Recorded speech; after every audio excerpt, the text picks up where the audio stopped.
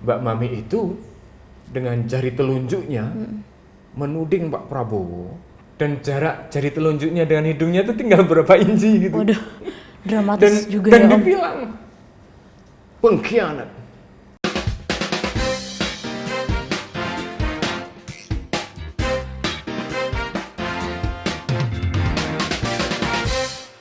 Intan, apa kabar, Dek? Baik Om Hadi apa kabar? Kabar baik. Aku udah lama banget nih, pengen banget ketemu sama Om Hadi. Kau lagi sibuk apa sekarang, Dek? Aku kebetulan baru aja lulus Om, Maret kemarin. Kemarin Maret baru wisuda, sekarang sih kegiatannya baru ngeplay kerja lah. Oh gitu. Doain ya Om, semoga bisa Oke, cepet dapat kerja. Insya Allah kamu akan segera dapat pekerjaan. Dek, Amin, ya? amin. Tapi yang aku baca beberapa kali ya dari WA-mu itu gitu. Iya. Kamu ternyata peduli juga ya, Dek, ya, ke soal-soal yang sekarang katakanlah jadi obrolan banyak orang gitu ya. Iya. Menjelang 2024 gitu. Ya, yang banyak banget Intan pengen tahu nih terkait capres-capres yang akan maju gitu, Gitu kan ya? ya. Yang akan maju di tahun 2024 ini kan. Backgroundnya tuh apa aja sih kayak gitu kan. Nah, terus salah satunya sih yang paling Intan pengen kulik banget gitu. Itu ada salah satu capres yaitu Pak Prabowo Subianto. Sebentar, Intan. Kau generasi milenial. Ya, aku Gen Z. Kenapa kamu tertarik ini, Dek? Kebetulan karena memang sebenarnya Gen Z ini tuh aware Om Oke. terhadap isu-isu politik. Oh gitu ya? Iya, mungkin karena kita berharap di depan nanti akan ada seorang pemimpin yang bisa memimpin bangsanya sesuai dengan yang kita harapkan Oh, gitu gitu. Om. Apalagi kan Gen Z tuh pengennya dapat pemimpin yang lebih demokratis, lebih mendengarkan Aku suka kata-kata iya, itu. apresiasi. Saya justru punya pikiran begini, Intan. Generasi Z itu pengonsumsi media, cerdas. Betul. Tapi mereka kadang ya gitu, apa ya, masih peduli gitu loh Ya. ke soal-soal publik yang besar ya. Ya, betul. Soal pilpres, kemudian soal figur presiden gitu. Saya terus terang ragu. Maksud saya adalah bahwa apa ya gitu ya, generasi Z, generasi milenial ini benar-benar ingin Peduli, tahu gitu ya, lah. ingin tahu, oke. Nah, why Pak Prabowo? Kenapa Pak Prabowo, Dek? Karena kan Pak Prabowo ini termasuk capres yang menurut Intan agak berbeda gitu ya Om dari capres yang lainnya ya. Kayak Pak Prabowo ini terus gitu berusaha untuk tetap mencalonkan dirinya untuk memimpin bangsa ini gitu loh. Ya begitulah yang terjadi ya. Ya kan ya Om.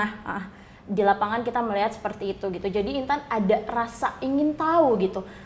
Kenapa ya? Apa yang melatar belakangi Pak Prabowo ini mau untuk terjun kembali gitu untuk mencalonkan dirinya sebagai calon presiden 2024 nanti? Intan pernah sedikit banyak ngulik nggak riwayat hidup Pak Prabowo? Sedikit banyak ada sih Om yang Intan kulik dan ada yang Intan pengen lebih tanyakan detail gitu. ke Om Hadi gitu Ya, kan. Pak Prabowo itu kan kalau kita baca ya Ya. dari riwayat hidupnya ya, dan bagaimana karakternya ikut dibentuk gitu ya oleh kejadian-kejadian yang dia alami gitu. Betul. Itu kan rada unik ya, rada unik. Ditambah lagi beliau juga bisa dikatakan dari salah satu keluarga terpandang di negara ini ya, putra Pak Sumitro Joyohadikusumo. Betul. Jadi Pak Prabowo itu bisa dikatakan segelintir sekali dari tokoh kita yang dalam perjalanan hidupnya itu bisa dikatakan penuh warna gitulah ya. Kita mulai dari itu dulu. Jadi kalau di Intan pingin menggali lebih dalam, mengapa Pak Prabowo bisa dikatakan masih sangat ya kuat semangatnya untuk running for president, untuk maju, kemudian bertarung di pilpres, itu jawabannya mungkin harus dimulai dari kisah hidup beliau sendiri dan value yang membentuk ya kepribadian beliau, termasuk juga suatu bentangan pengalaman yang kaya, yang bagi adik-adik generasi milenial mungkin itu nggak sampai dikulik ya, nggak terlalu menjadi kurang detail kita Om kurang untuk menjadi perhatian Iya, yang khusus betul. gitu. Nah, sebelum kita masuk lebih jauh ke siapa beliau, jadi kamu memang tertarik tahu ingin tahu banyak ini? Ya, aku tertarik banget nih Om. Tertarik banget untuk mengetahui sejarah dan yang tadi Om bilang, value yang dia punya untuk bisa running for president setelah apa yang dia lalui di masa-masa sebelumnya. Ya sebenarnya begini, kita coba secara urut aja dulu ya. Kalau kita melihat kembali sejarah Indonesia, Pak Prabowo itu sebenarnya satu sosok yang tumbuh ya bersama dengan banyak peristiwa politik penting di negara ini. Dan kalau kita menengok kembali bagaimana beliau ikut Pak Mitro, papinya, ayahnya gitu, pada tahun 1957 yang keluar Indonesia karena perbedaan pandangan politik yang tajam dengan Bung Karno ya, dan resiko politiknya harus diambil dengan going into exile ya, mengasingkan diri ke luar negeri ya. Itu Pak Prabowo masih umur 16 tahun. Jadi dia ada dalam satu lingkungan, dalam situasi konkret ya, dan melihat langsung dari papinya sendiri resiko politik yang harus ditanggung. Gitu. Ya mungkin dia masih terlalu muda untuk tahu ya, tapi dia mengalami. Nah itu satu hal yang luar biasa, bahwa dia melihat teladan langsung dari papinya, bahwa prinsip-prinsip politik yang dia yakini itu dia pertahankan sedemikian rupa. Dan kalau perlu resiko yang berat yang harus dialami, dia tanggung ya juga. Dia tanggung. Dia tinggalkan Indonesia, ya, dia keluar negeri dan dia berjuang. Gitu. Nah itu Pak Prabowo melihat itu langsung dari orang yang paling dekat, ya, papahnya sendiri. Dan tidak hanya setahun 2 tahun, Intan. Jadi beliau ikut papahnya itu mengasingkan diri di luar negeri itu 10 tahun. Oh, cukup lama ya Om? Suatu waktu yang lama ya. Dan itu kelihatan betul bahwa ikut membentuk pribadinya. Kepribadiannya. Tumbuh dalam situasi yang situasi yang sangat rasional ya, kosmopolit, dan relatif juga tidak mengikuti banyak satu keadaan di tanah air. Atau mungkin juga secara, nah ini orang sering mengatakan begitu ya, di masa-masa yang masih muda itu mungkin Pak Prabowo tidak sempat meresapi cukup banyak value masyarakat timur ya, yang kalau orang sini bilang agak susah untuk bisa straightforward ya, mengemukakan pendapat dan lain-lain gitu. Nah, Pak Prabowo tumbuh dalam keadaan yang sedikit beda. Nah, itu satu sisi. Jadi dia melihat langsung bagaimana papihnya itu memegang teguh prinsip dan keyakinan politiknya dan rela membayar apapun kalau diperlukan untuk itu. Gitu. Nah, anak muda yang kayak gitu coba Anda bayangkan deh. Tidak semua kan? Betul, jarang malah Om. Jarang sekali kita temukan anak muda yang mau terjun langsung gitu kan. Pak Prabowo ini berarti bisa dibilang straight akademik ya Om, nggak cuma smart akademik, dia juga straight akademik juga ya. Papahnya itu kan seorang intelektual ya. Selain politician juga Pak Mitro itu ahli ekonomi, jangan lupa. Dia seorang yang sangat pintar ya untuk masalah ekonomi dan segelintir dari orang Indonesia yang ahli dalam perekonomian. Kemudian kalau kita lihat ya dalam perkembangan selanjutnya, bagaimana untuk bisa kita mendapatkan fakta bahwa Pak Prabowo itu karakternya tangguh adalah ketika Pak Mitro pulang kembali ke Indonesia tahun 1967 dan kemudian dipercaya Pak Harto untuk bergabung dalam pemerintahan Orde Baru, Pak Prabowo itu masuk ke Indonesia ya masih sangat muda dan dia belum SMA. Jadi maksudnya belum sekolah SMA ya. Dan kemudian dia baru setelah itu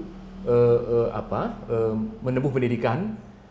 Tetapi coba kau perhatikan Intan, anak yang rasional, tumbuh dalam lingkungan internasional, kosmopolit, dan tiba-tiba dia pulang, dia menginginkan sesuatu yang buat orang lain mungkin agak aneh. Dia punya karir luar biasa kalau mau. Betul. Jadi katakanlah pebisnis ya, atau ingin berkarir di bidang yang memberikan prospek bagus buat dirinya sendiri, tapi dia memilih pulang dan kemudian memilih menjadi tentara. Betul. Menjadi tentara itu satu pilihan yang sebenarnya buat kita ya, yang jauh memandang gitu dari kejadian-kejadian itu, satu pilihan yang luar biasa berani gitu loh. Iya, betul Om. Ya, luar biasa berani. Dan Intan kurang lebih melihat Pak Prabowo mengambil pilihan hidup seperti itu bagaimana? menurut Intan untuk di umur yang untuk di umur segitu berani mengambil langkah kayak gitu udah cukup sangat berani sekali ya Om. Ya, maksudnya dengan dia jenjang, mungkin dia bisa dibilang jenjang karir dia di luar sana sudah bagus gitu kan, tapi dia memilih lagi kembali ke Indonesia ibaratnya untuk mengabdi kepada bangsanya sendiri. Ya itu satu hal yang luar biasa ya. buat sosok seperti Pak Prabowo ya. Betul. Dan mari kita sekarang maju lebih ke kekinian, Intan. Kalau melihat seperti yang ingin Intan ketahui ya, dari mana sih sebenarnya energi yang dimiliki Pak Prabowo itu? Ya, dia punya apa sih, dorongan apa yang bisa bikin dia sampai mau ke tahap sekarang ini? Ya, itu pertanyaan menarik Intan. Jadi meskipun ada kaitan dengan masa lalu ya, artinya adalah dalam pembentukan prinsip-prinsip dan keyakinan ya yang terjadi pada Pak Prabowo dari muda sampai kemudian menjadi jenderal begitu ya. Itu begini, kalau sekarang kita bisa mengatakan dengan terang benderang bahwa Pak Prabowo itu ya bukan hanya seorang yang cerdas dan unik secara kepribadian, tetapi beliau sebenarnya adalah orang yang dalam hidupnya itu menjalani satu tahapan kehidupan yang sangat berliku. Okay. Kalau Intan ingin tahu lebih banyak, anak-anak Gen Z itu Dek, seringkali bertanya apa sih yang terjadi pada 98? Ya, betul Om. Ya. Itu tahun ketika kamu baru lahir. Ya, Intan lahir 2000 sih Om. Ya, artinya betul. Ada satu situasi yang sebenarnya memang tidak menjadi bagian dari hidupmu. Betul. Dan banyak generasimu, ya, gitu. Dan ketika keadaan itu diceritakan ulang, seringkali kamu merasa, saya tidak merasa setelah mendapatkan apa yang saya cari. Nah, gitu.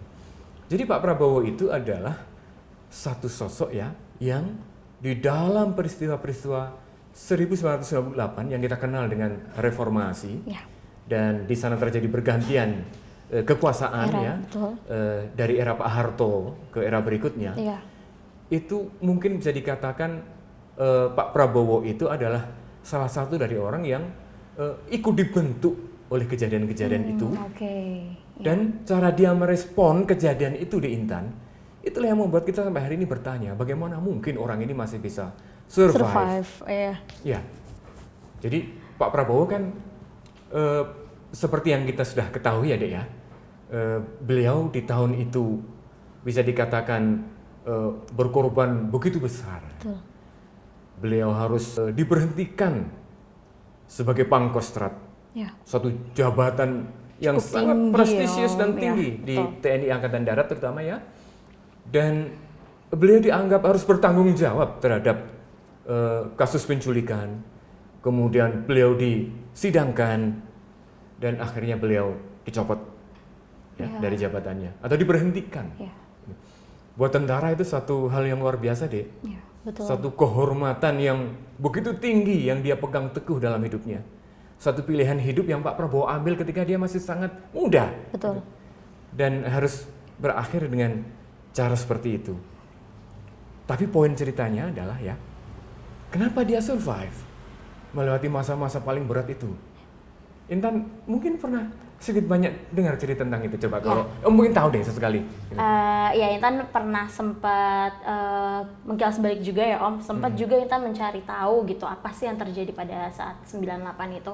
Ternyata kan ada 34 dokumen gitu kan yang dirilis gitu kan kepada publik gitu kan. Bahwasannya adalah Pak Prabowo ini memerintahkan Kopassus untuk menghilangkan para aktivis gitu.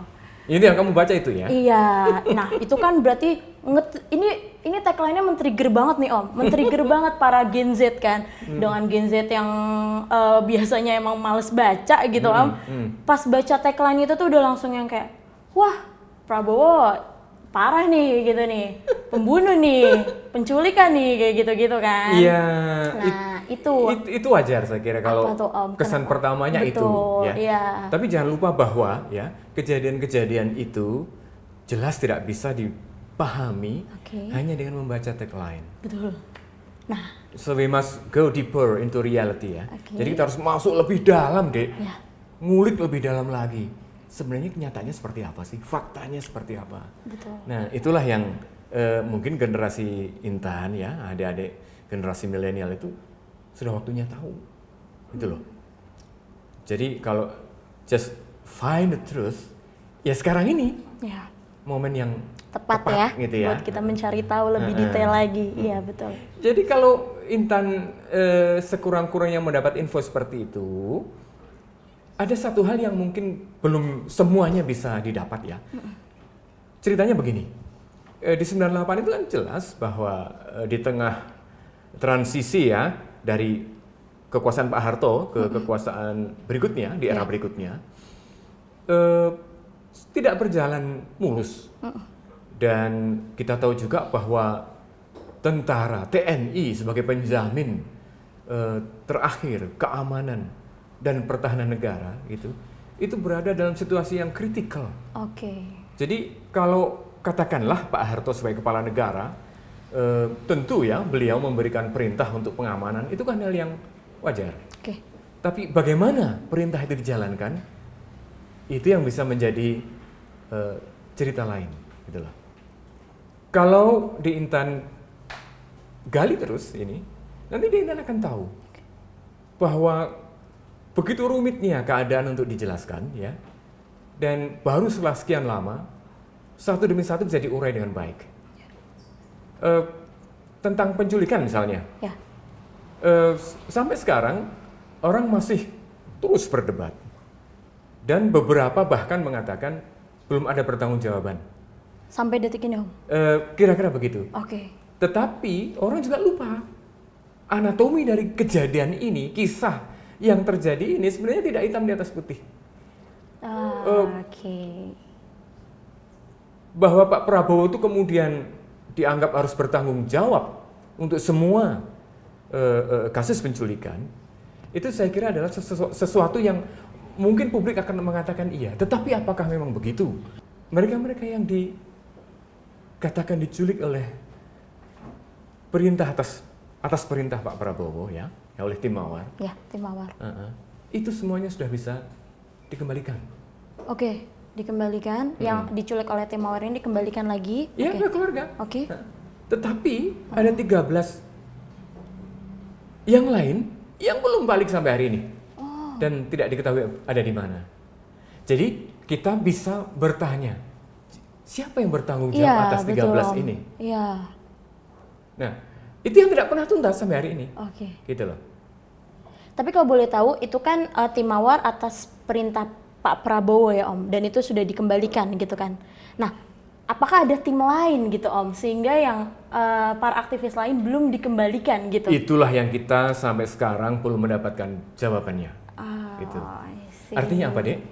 Artinya adalah bahwa ya ada satu covert operation, operasi yang lebih tertutup, dan sampai sekarang tidak pernah kita tahu faktanya. Siapa yang menggerakkan operasi itu. Tetapi Pak Prabowo ditempatkan pada posisi menjadi penanggung jawab dari semua operasi itu. Wah, dikambing hitamkan ya, Om, berarti. Jadi Intan, kalau kita perhatikan lagi bahwa sebenarnya Pak Prabowo ini mengambil alih tanggung jawab sesuatu tindakan yang sangat mungkin ya dilakukan oleh elemen tertentu. Dan itu dia terima, gitu. Jadi dalam situasi yang seperti itu ya, orang berani mengambil tanggung jawab atau diposisikan secara paksa untuk mengambil tanggung jawab dari tindakan yang mungkin tidak berada di bawah kendalinya. Dan sampai sekarang 13 orang yang diculik ini belum kembali. Oke, tapi publik jadinya tahu itu dalangnya Pak Prabowo ya, ya, Om. karena memang dibikin untuk dipahami seperti itu. Oke, iya. Kalau istilah keren anak sekarang mungkin viktimisasi Ya, gitu. playing victim. Playing victim. Playing gitu. victim. Tapi ini juga bagi kita semua, termasuk juga generasi muda, masih sangat penting untuk tahu Betul. apa sesungguhnya yang terjadi kan gitu kan. Dan sekarang orang sudah mulai kurang lebih ya bisa mengambil jarak dari peristiwa itu ya. Dan perlahan-lahan nama Pak Prabowo pun ya ditempatkan secara proporsional. Kalau tidak karena itu tidak mungkin publik kita akan punya penilaian tersendiri ke Pak Prabowo ya. Betul. Gitu. Dan fakta yang ini menarik sekali Intan, di antara para korban penculikan itu sebagian dari mereka justru ikut Pak Prabowo.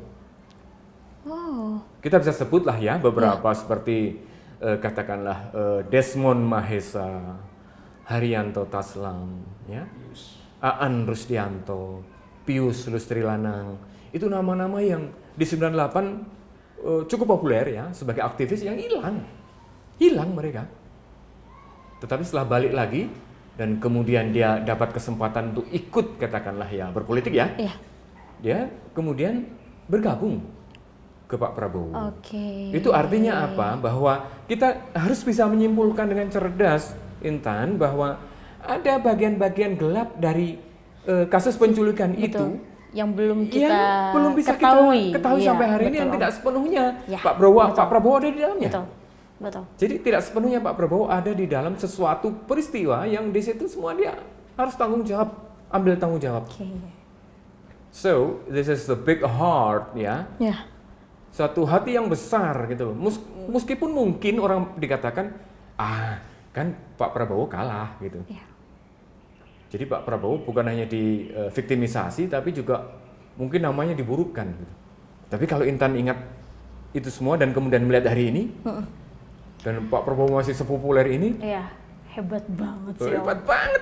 Hatinya besar sekali ya untuk menerima semua ini dan mencoba tetap survive gitu. Iya. Dan Intan jangan lupa ya Dek ya, bahwa memburukan nama Pak Prabowo dengan menggunakan kasus penculikan itu diulang-ulang terus. Betul Om. Tiap kali Pak Prabowo nyapres. Betul, itu selalu isu yang hangat terus untuk dibahas gitu kan. Nah mungkin sekarang Gen Z ini lebih aware lagi nih sama isu itu. Makanya Om, Intan bener-bener pengen tahu banget tentang isu tersebut. Ya itu generasi kamu memang harus tahu ya Dek ya. Generasi milenial ini kan cepat atau lambat juga akan mengambil alih ya kepemimpinan kita gitu secara bertahap, secara alamiah. Jadi kalau di dalam dirinya dibekali satu sikap yang keliru ya, katakanlah tidak fair, tidak adil terhadap sejarah, pastilah tidak bagus. Iya Om, jadi dari Gen Z sendiri ini lebih pengen tahu gitu, secara mendetail kisah di belakang yang terjadi itu sebenarnya seperti apa. Itu untuk Om ya, untuk generasi Om yang kebetulan juga ikut meliput ya kejadian-kejadian di 98. Saat itu Om jadi reporter ya, sesuatu koran gitu. Sekarang Om bisa lebih terang ya mengatakan bahwa Pak Prabowo itu punya keyakinan politik sendiri.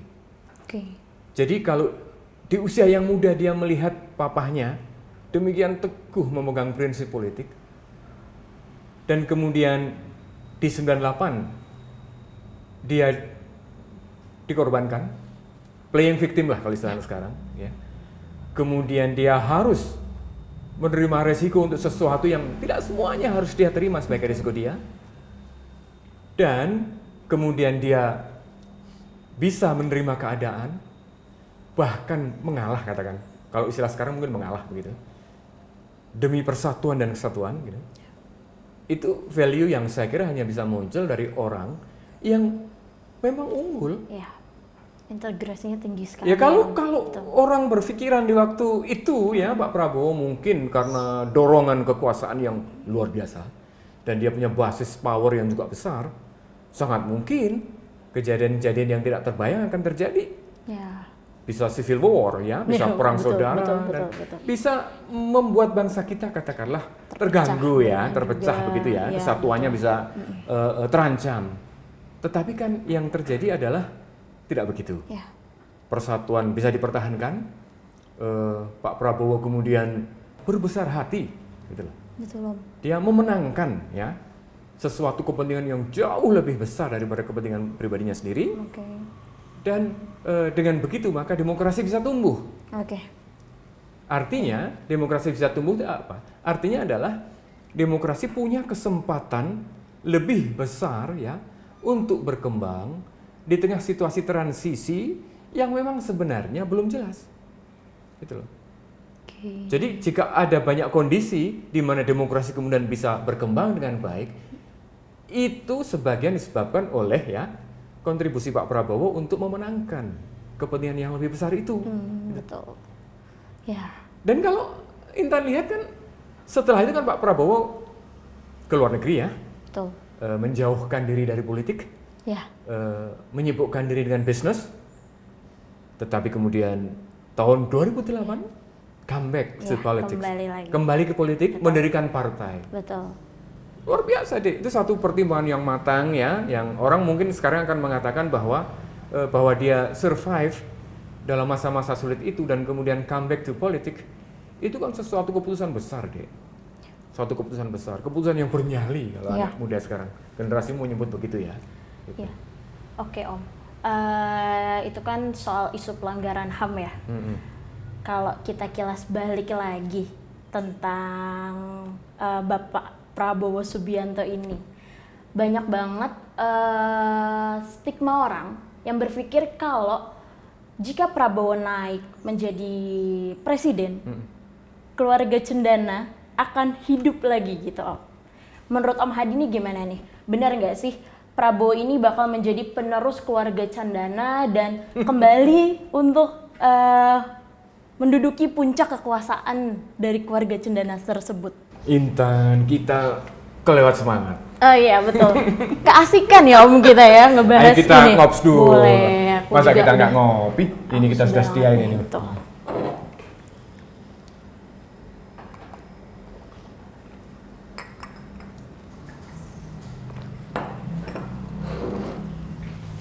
Now we get more relax. Ya. Jadi itu tadi ingin Om lanjutin sedikit ya. Jakarta di tanggal 19 Mei,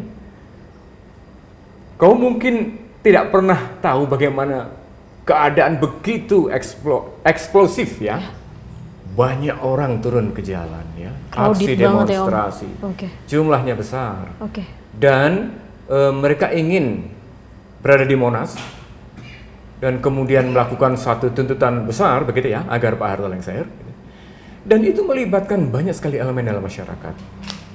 Pada saat yang sama, tentu Pak Harto ya sebagai kepala negara akan merespon keadaan dan dalam hal ini memerintahkan ya kepada katakanlah waktu itu Pak Wiranto ya, beliau sebagai Menhankam Pangap gitu ya. Dan Pak Prabowo sebagai Pangkostrat. Yang terjadi adalah bahwa perintah untuk mengamankan itu bunyinya adalah perintah agar segala jenis aksi demonstrasi itu bisa ditiadakan. Oke. Gitu. Nah, itu kan bisa multitafsir. Betul. Caranya bagaimana? Kan Bisa menghalalkan segala cara mungkin ya. gitu. Kalau anak Iya. sekarang mungkin membayangkannya ya pasti Iya. akan ada bentrokan Betul. gitu.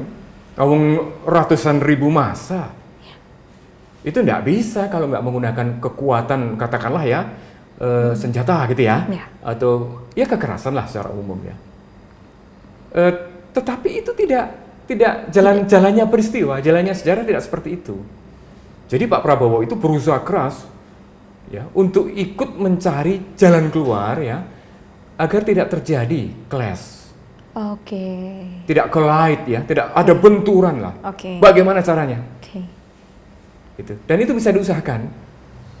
Ya, ketika akhirnya ya Pak Amin Rais yang waktu itu memang tokoh reformasi dan ikut menggerakkan massa dalam jumlah besar itu bisa dibujuk. Oke. Bisa dibujuk untuk tidak melanjutkan pengerahan massa. Karena sangat mungkin jika situasinya berkembang tidak terkendali dan di sana terjadi katakanlah ya pengendalian dengan menggunakan peluru tajam begitu, tentu akan jatuh korban besar, akan terjadi pertumpahan darah. There will be a bloodshed. Ya. Dan itu tentu opsi yang tidak dikehendaki semuanya, Betul. gitu loh. Dan itu berhasil. Berhasil Jadi di diredam tengah itu ya, Om? malam ya, Oke.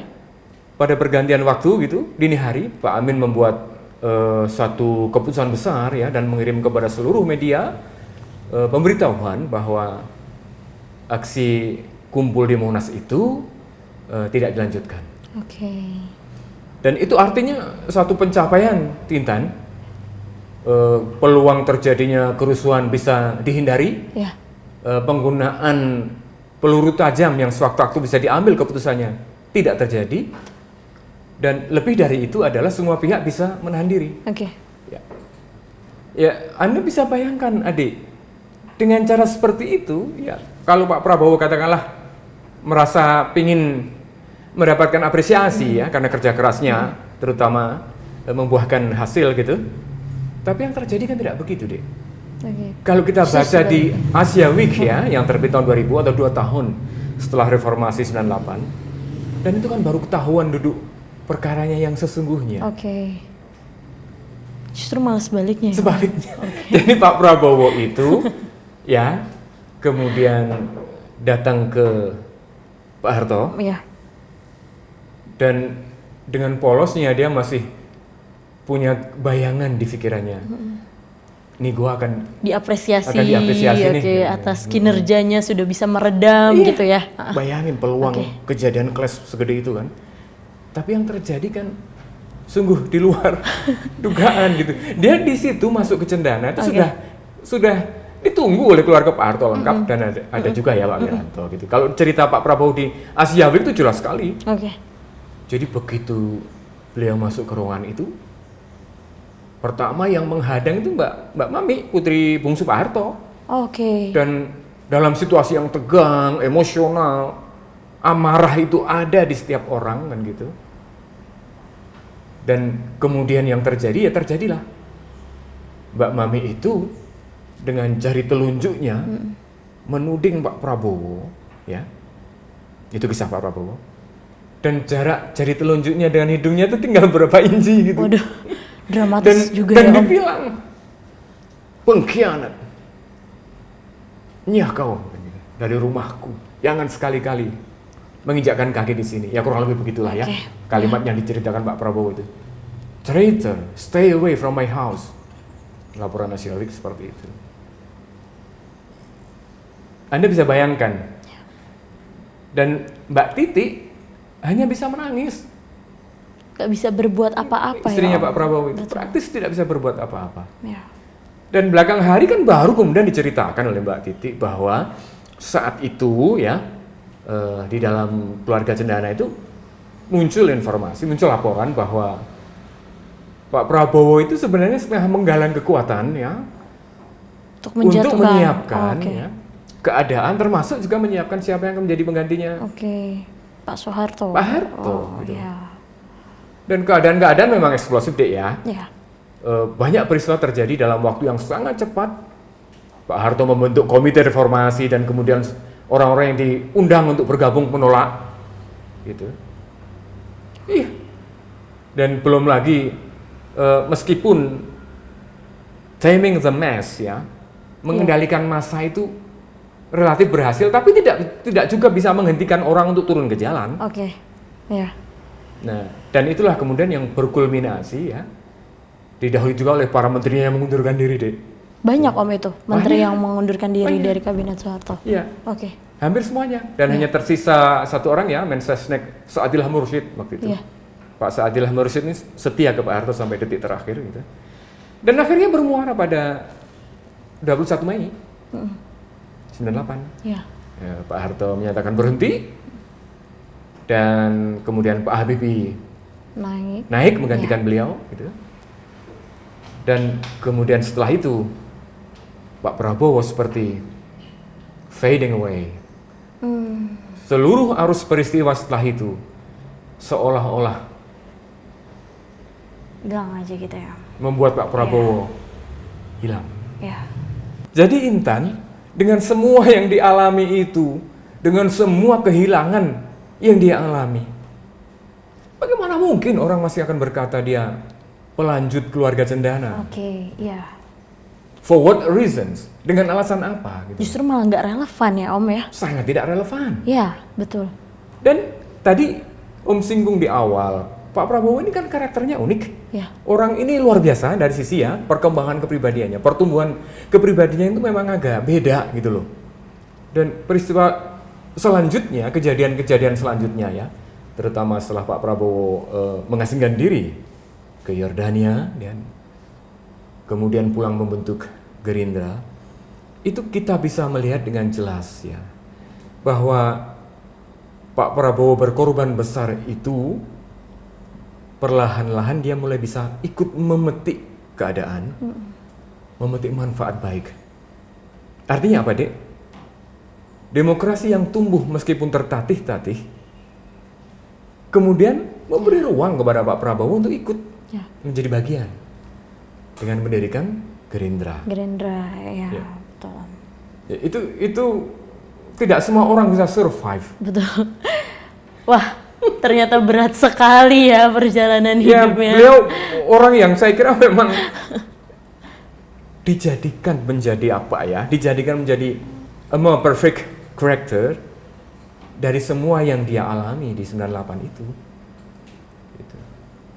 Jadi ketika semua yang dia dapat harus hilang pada peristiwa-peristiwa 98 itu, justru di puncak kesakitan itulah dia menemukan mutiara yang dia cari.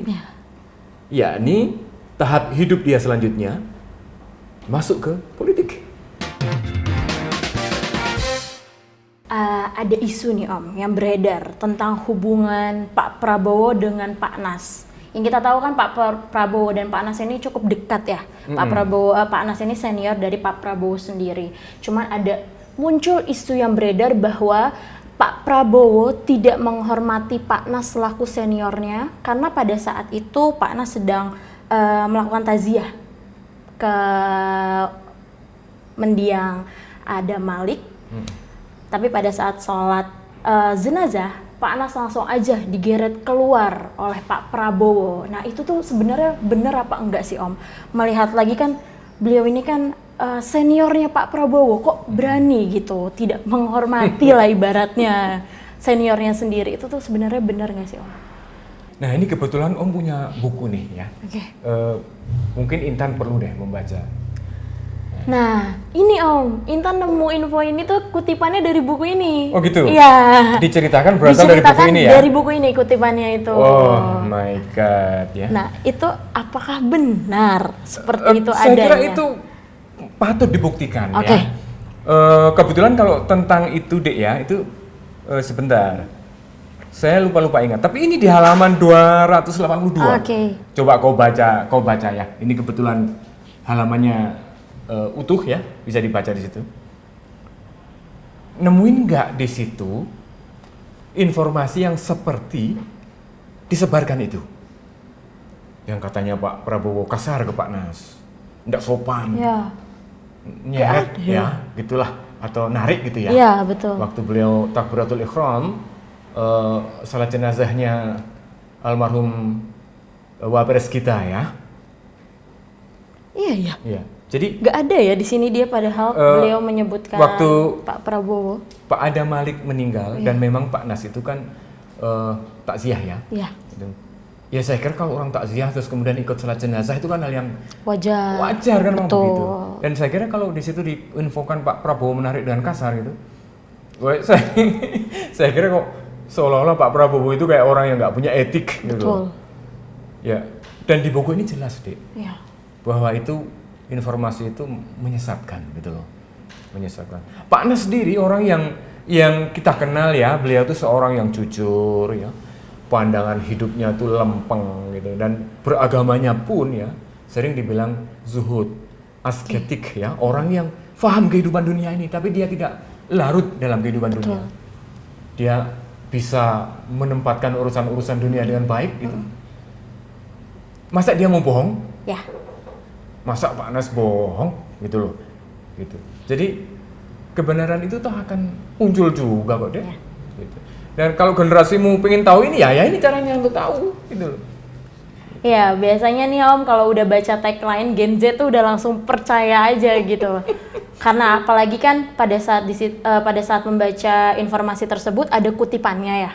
Jadi makin ke-trigger aja tuh Om. Ternyata pada saat digali lagi, dicari faktanya dan membaca sendiri bukunya, kok ya beda gitu loh. Ternyata sangat berbeda dengan apa yang Gen Z dimuat di itu media. generasi smart ya, generasi smart dan pandai bermedia. Ya. Hanya kekurangannya tidak sabar, tidak telaten untuk ngulik konten. Betul Om. Jadi konsumsi media yang radikal, ya, sebagai pengonsumsi media yang radikal, itu semuanya ditelan. Terima, betul. Gitu. Ya. Sampai lupa bahwa di sana sini ada loh, gitu. Orang harus mencari yang lebih Betul. dalam. Ya. Nah, apalagi kalau kemudian kita tahu deh, hubungan personal Pak Prabowo dan Pak Nasution itu sangat dekat. Dekat sekali Om. Bayangin, Pak Nas tuh pernah bertanya deh, Prabowo, kamu kan menantunya Pak Harto, kok kamu mau main ke saya, ke rumah saya gitu. Seolah-olah Pak Nas ini mengatakan bahwa Pak Nas kan lagi tidak disukai, lagi tidak disukai, lagi dikucilkan, gitulah, jauh dari kekuasaan, bahkan dibatasi kan gitu. Dalam situasi seperti itu Prabowo mengunjungi Pak Nas gitu. Itu satu hal yang anomali kalau kita melihat konteks saat itu ya Dek ya, gitu loh. Menantu Pak Harto mengunjungi lawan politik Pak Harto. Betul. Gitu. Iya Om. Kalau kita kilas balik juga tentang 50 petisi. Petisi 50. Ya, petisi 50 yang ditandatangani oleh 50 tokoh utama gitu ya. Yang tidak setuju dengan tindakannya Pak Soeharto. Nah, itu kan salah satu tokohnya adalah Pak Nas sendiri gitu ya. Nah, bagaimana ini dari sisi Pak Prabowo sendiri, yang mana beliau juga sebagai seorang menantu dari Pak Harto. Jangan lupa, Pak Prabowo itu kan orang yang tadi kita sebut pertumbuhan kepribadiannya agak beda. Iya, betul. Orang ini rasional, ya, dan terhadap etika yang sangat berbasis budaya. Mungkin beliau tidak punya posisi yang sama dengan yang lain. Dalam hal ini bisa kita katakan begini contohnya. Belakangan kita tahu kok. Jadi Pak Prabowo itu bilang waktu ditanya Pak Nas seperti itu, ya itu kan urusan orang tua. Gitu. Jadi jika ada perbedaan pendapat itu urusan orang tua. Gitu. Saya sebagai orang muda tetap harus merawat silaturahmi. Gitu. Itu satu hal yang barangkali secara culture saat itu, terutama jika dipandang dari sisi kekuasaan deh ya. Kalau dalam ungkapan orang Jawa tidak sopan, ukuran sopan santun dalam budaya Jawa itu tinggi sekali deh. Jadi dipandang secara sebelah ya, artinya oleh keluarga Pak Harto begitu ya, sesuatu yang tidak sopan dilakukan oleh seorang menantu presiden gitu lah ya. Tapi kan Prabowo tidak sepenuhnya tumbuh dalam culture yang seperti itu. He's a rational man, more westerner. Betul. Dia lebih agak mewarisi ya rasionalitas barat yang hal-hal kayak gitu mungkin tidak terlalu penting gitu loh. Kalau istilahnya tuh untuk Gen Z tuh lebih open minded. Betul. Dan dia ke Pak Nas, kemudian sebagai orang muda dan tahu banyak tentang peranan Pak Nas sebagai salah satu tokoh besar di Tentara Nasional Indonesia ya. Dan kalau di situ terjadi satu perbincangan panjang ya, saya kira wajar gitu loh. Tetapi kan itu kemudian seolah-olah tertutupi gitu kan, bahwa hubungan yang hangat dan dekat itu, dan bahkan Pak Nas di kemudian hari, ini yang kita juga baca ya, memanggil-manggil nama Prabowo menjelang beliau berpulang ke rahmatullah itu buat Prabowo sesuatu yang membekas sekali, sesuatu yang membuat dia he is so moving ya, sangat emosional dan merasa kehilangannya itu lebih gitu. Luar biasa mungkin buat Pak Prabowo Om. Jadi itu satu hal yang buat orang banyak mungkin juga nggak diketahui deh.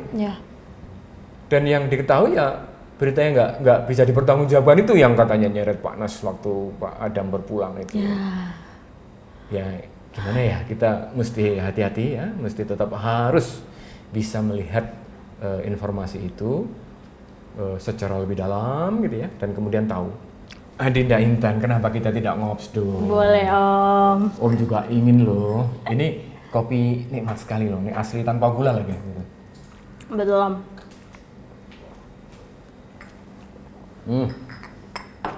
Moga-moga kamu mulai terbiasa minum kopi tanpa gula. Biasanya mah kalau Gen Z itu banyak minum kopi Om. Oh gitu? Iya, karena kita butuh more kafein. Oke, kita lanjut aja. Silakan. Intan masih ada yang pengen Intan tanyain lagi nih sama Om Hadi. Ya yang kita sudah tahu kan Pak Prabowo ini kan mau 3 kali nyapres ya Om. Oke. Dari kacamata Om Hadi sendiri nih, kok Pak Prabowo mau ya mengecilkan bajunya dari seorang level presiden, capres, dari seorang capres menjadi seorang pembantu presiden gitu. Presiden yang jadi rival dia? Iya. Terlebih ini menjadi seorang pembantu presiden yang sebelumnya menjadi rival dia pada saat nyapres tahun sebelumnya. Itu menurut analisa Om sendiri itu kenapa Pak Prabowo mau gitu? Jadi Intan, sebenarnya kalau ingin disimpulkan itu ada 2 hal ya yang membuat mengapa Pak Prabowo itu bersedia gabung dan menerima penunjukan beliau oleh presiden ya sebagai Menteri Pertahanan. Jadi yang pertama adalah beliau ingin tunjukkan bahwa dengan menerima ya penugasan itu dan kemudian menjadi bagian dari pemerintahan Pak Jokowi, beliau ingin kasih tunjuk kepada masyarakat Indonesia bahwa dengan cara ini para pendukung Pak Jokowi dan para pendukung Pak Prabowo ya yang di waktu lalu begitu keras pertentangannya, begitu kuat menimbulkan perpecahan politik di masyarakat, perlahan-lahan bisa diredam. Ya, itu satu pilihan berat, Dek. Pilihan yang berat sekali. Karena dengan pilihan seperti itu, kembali lagi Pak Prabowo harus ambil resiko tidak populer. Iya kan? Betul. Ya, sangat tidak Popularitasnya populer. menurun. Ya. Dan kemudian orang dengan enteng mengatakan banyak hal tentang Pak Prabowo. He justifies all the way. Dia menghalalkan segala cara untuk tetap ada di kekuasaan. Ya. Bahkan mungkin lebih dari itu. Betul. Ya.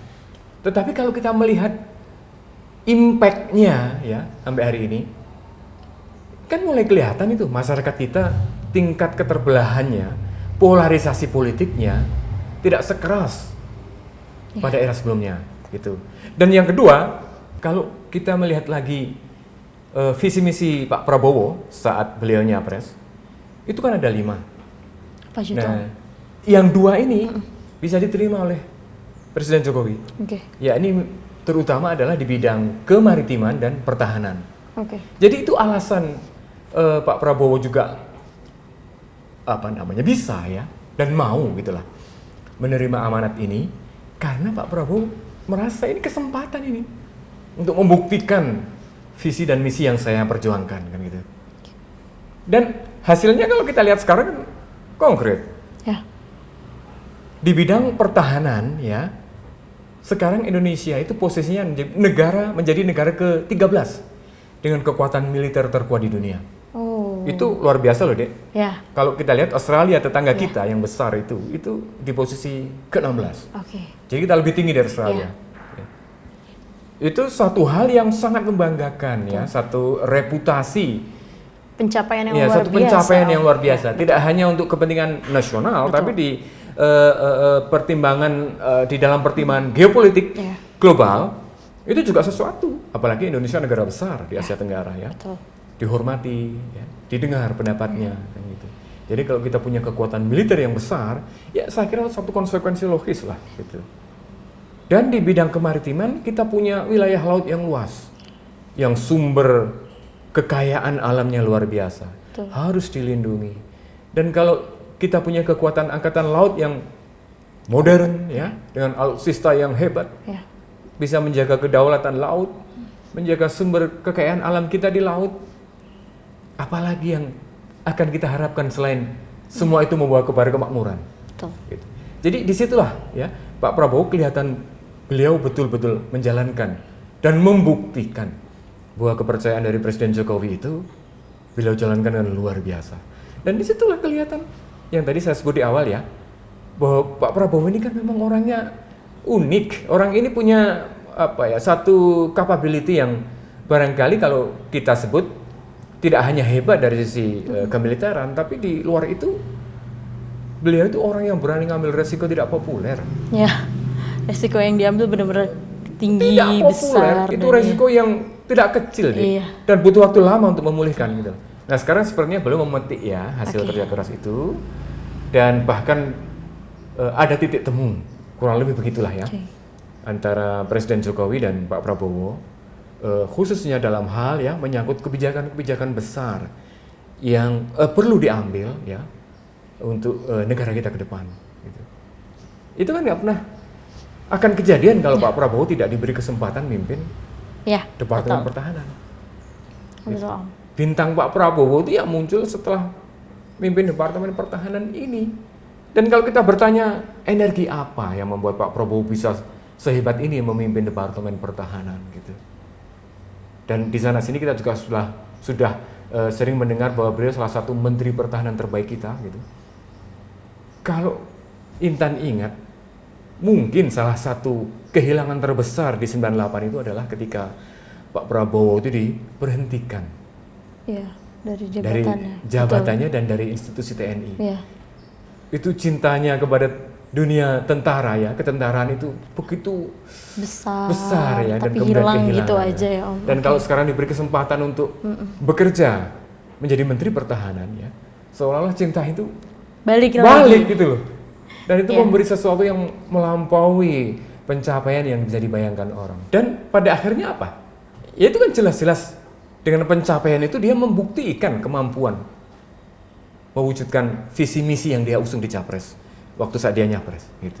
Oke Om, dari apa yang udah Om tadi ceritain ke aku, bisa aku simpulin sekarang Pak Jokowi dan Pak Prabowo ini ibaratnya udah nggak ada gap lah ya. Menurut Om sendiri nih, kira-kira pada saat nanti Pak Prabowo terpilih gitu ya sebagai presiden di 2024 ini, apakah nanti cara kepemimpinannya akan sama juga seperti Pak Jokowi gitu? You have a sharp question, ya itu pertanyaan yang tajam sekali itu. Dan mungkin banyak orang sebenarnya pengen tahu gitu loh. Apa iya sih? Iya. Apa iya sih gitu? Sama nggak ya style pemimpinannya tuh? Tentu saja kalau rakyat menghendaki Pak Prabowo jadi presiden dan tanpa mendahului takdir Allah ya, dan memang kemudian dipilih mayoritas rakyat gitu ya, dan kemudian jadi presiden beneran gitu. Yang kita lihat itu ada dua dimensi deh. Yang jelas bahwa beliau melanjutkan kepemimpinan nasional Pak Jokowi itu iya. Kalau rakyat memberi mandat menjadi presiden sudah pastilah ya. Gitu. Tapi bahwa kemudian di situ Pak Prabowo akan dianggap ya meneruskan kebijakan dan gaya Pak Jokowi, saya kira jawabannya tidak mudah untuk langsung disebut iya gitu. Karena apa ya? Seperti yang sudah saya ceritakan panjang lebar tadi, Pak Prabowo ini kan orangnya unik. Mungkin dia bisa katakanlah menangkap aspirasi besar bangsa kita agar pembangunan dilanjutkan seperti itu ya. But in what ways? Tapi dengan jalan seperti apa dan bagaimana kan gitu. Nah, di situ kita akan melihat sangat mungkin ya Pak Prabowo punya interpretasi sendiri. Gitu lah. Punya strategi sendiri. Betul. Punya cara-cara yang menurut beliau memang yang terbaik ya gitu. Jadi sebenarnya concern terbesar yang kita semua ingin bisa katakanlah mendapatkan pengetahuan bersama begitu ya. Ya sudah pastilah bahwa kelanjutan pembangunan itu ya itu memang harus ada deh. Ya dong, kita negara sebesar ini gitu loh. Jadi kalau itu tidak komitmen untuk melanjutkan pembangunan itu tidak ada, yang benar aja gitu loh. Tapi bahwa soal bagaimana pembangunan itu dijalankan ya, strateginya seperti apa gitu. Saya justru melihat Pak Prabowo tidak pernah kekurangan dengan semua itu. Gitu. Berarti dia punya cara yang berbeda ya Om? He has his own style, his own way, ya. Dan tetap inline ya, sejalan dengan amanat penderitaan rakyat. Itulah makanya Pak Prabowo ya, bagi banyak orang mendapat julukan yang saya kira cukup fair ya, the man of our time. Ya orang yang kita butuhkan saat inilah gitu loh. Mungkin terjemahan kasarnya seperti itu ya. The man of our time. Ya apakah itu akan jadi kenyataan? Rakyatlah yang akan memutuskan kan gitu deh. Jadi cukup ya. Ya. Tapi Om seneng loh kamu main ke sini sebab ini janjimu lama gitu. Aku yang berterima kasih Om. Om mau main ke sini cerita. langsung menghujani Om dengan pertanyaan-pertanyaan seperti itu gitu. Makasih banyak loh Om. Sama-sama Dinda ya, sama-sama. Sehat walafiat selalu ya. Amin. Moga-moga segera dapat pekerjaan yang kau cari, yang kau ingin nih. Amin. Makasih. Thank you Om. Ya, sama-sama.